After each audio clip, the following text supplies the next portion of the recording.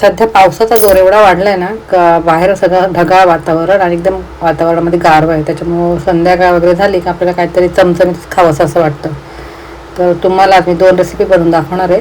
तर ही आहे चण्याची डाळ आणि त्याच्यामध्ये मी मिरची, आलं, लसूण वगैरे टाकून त्याला पहिल्यांदा वाटून घेतलेलं आहे जाडसर असं. नंतर त्याच्यामध्ये कांदा, टोमॅटो आणि भरपूर अशी कोथिंबीर टाकून घेतलेली आहे.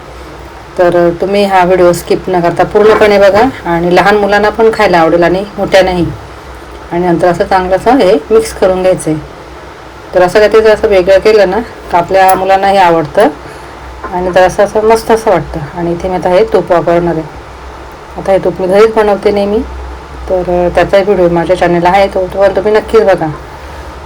तर आता तूप तर टाकून घेतलेले आणि हे ब्रेड आहेत ना, आता हे ब्रेड बुडून घेतलेले आहे आणि परत त्याला वरून असं जाडसरच आहे ना भिजवलेलं पीठ, ते आपण याला व्यवस्थित लावून घ्यायचं आहे. आणि थोडा वेळ आपण याच्यावर झाकण ठेवणार आहे, अगदी 2-3 मिनटासाठी, म्हणजे काही 1-2 मिनटासाठी.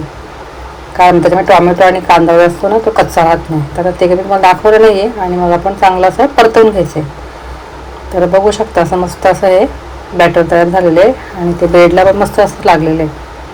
तर हे खायला छान वाटतं ना खूपच. आणि तूप पण टाकायचं आहे, म्हणजे लहान मुलांना तर घरात तुमच्या असतील ना तर चणा डाळ तर पौष्टिक असतेच, तूप पण असतं आणि टोमॅटो, कांदा आणि कोथिंबीर हे पण खाण्यामध्ये आलं तर चांगलंच असतं आपलं.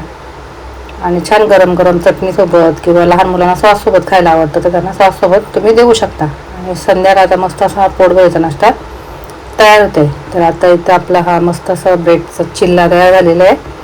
आणि आता तुम्हाला मी एक दुसरी त्याच पिठावर असणार तर दुसरी रेसिपी दाखवते, कारण आमच्या घरामध्ये एकाला एक आवडतं तर दुसऱ्याला दुसरं.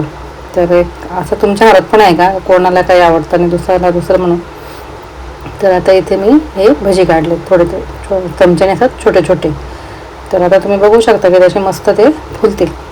तर तुम्हाला ही रेसिपी कशी वाटली ते मला नक्कीच कमेंट करून सांगा आणि आपल्या चॅनलला सबस्क्राईब करायला मात्र विसरू नका. आणि हो व्हिडिओला लाईक पण करा. आता कढईकडे काही तुम्ही दुर्लक्ष करा, कारण कढई खूपच जुनी आहे, त्याच्यामध्ये कितीतरी घासली ना तरी त्याची काळपटच दिसते. आणि बघा आपले मस्त वेगळे भजी तयार आहेत. त्याच्यामुळे या नाश्ता करायला संध्याकाळचा. हां.